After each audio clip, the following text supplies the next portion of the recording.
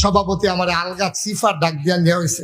নিয়ে আসলে হুজুর সব দিক কথা আপনি আমারে কইছেন, মনে করেন আমি ধরতাম পারছি না।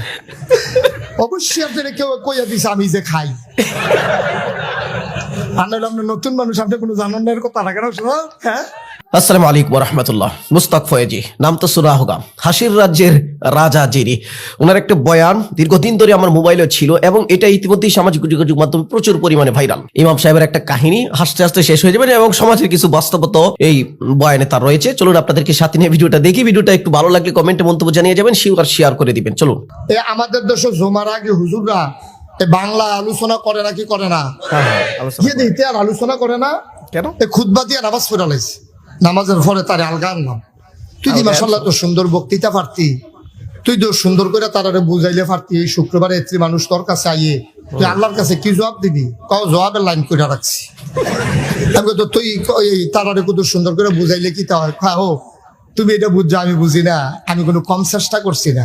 যেই দিন নিয়োগ হয়েছে 250 লোকের লোক ইন্টারভিউ দিয়ে ফার্স্ট হয়েছি। চিন্তা করলাম এই সমাজটারে বদলাইলাম, বিষয় ভিত্তিক আলোচনা করা। তো প্রথম শুক্রবারে করলাম সুদের বিরুদ্ধে।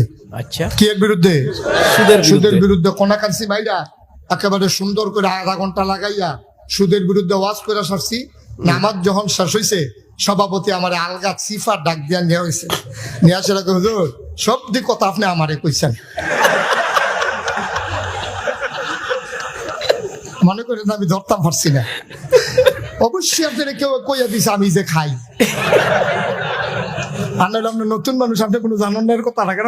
হ্যাঁ, অবশ্যই কারা কইয়া দিছে নামটা কোন হুজুর হারামও না।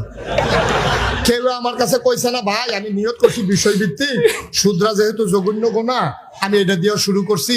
এটা আপনি এটা দিয়া আপনি আমার ফাইল কয়বার চাইছেন মনে আমি দেখছি না। আপনি পুরো টার্গেট, আপনি আমার টার্গেট করে কথাটি কইছেন।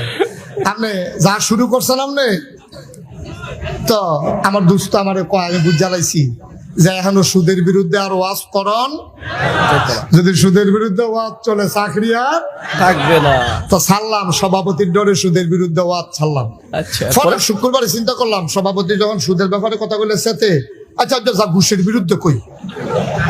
পরে শুক্রবারে কইলাম কোটাকান্সি মাইরা ঘুষের বিরুদ্ধে কইয়া সারছি। পরে এই নামাজও শেষ হয়েছে, দোয়া শেষ হয়েছে, আমি রুমো বইয়া ভাত খাইতেছি, সেক্রেটারি ঢুকছে রুমো।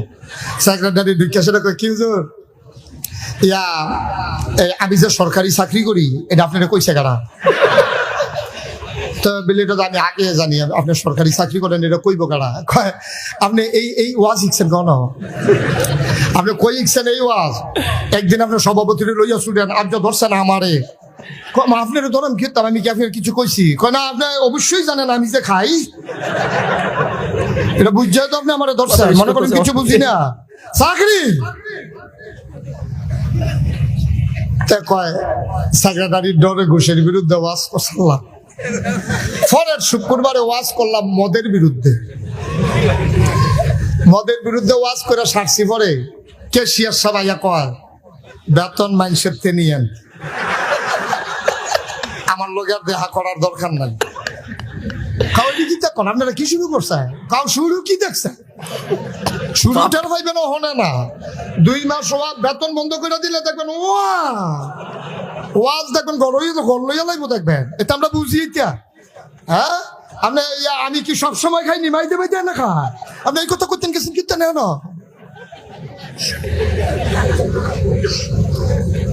না বুঝিবিল্লা কয় না তো। সভাপতির ডরে ওয়াজ ছাড়ছে সুদের, সেক্রেটারির বিরুদ্ধে ডরে ঘুষের ওয়াজ ছাড়ছে, আর মদের ওয়াজ ছাড়ছে কেশিয়ারের ডরে। তো আমি কি আর বিষয় নাই তুই অন্যতন লইয়া কথা কইতে পারস না? কয় যে এইটা কই কেউ এরে না কেউ এরে লইয়া ছুড়ে। তার লাগিয়া চিন্তা করছে আর ওয়াজ লাগতো না, যা ফোতানের আরবিতে ফোতাই লাগে, ধরতে পারে না।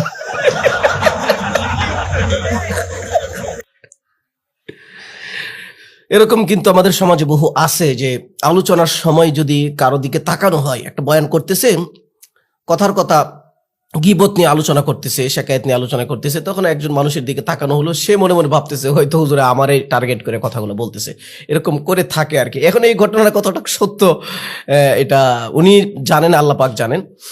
ভিডিও সম্পর্কে মন্তব্য জানিয়ে যাবেন। তো ভিডিওটা দেখে আমার মাথাটা একদম ব্যথা করতেছে, আমি পুরো ভিডিও আগে দেখি নাই, হাসতে হাসতে অবস্থা খারাপ।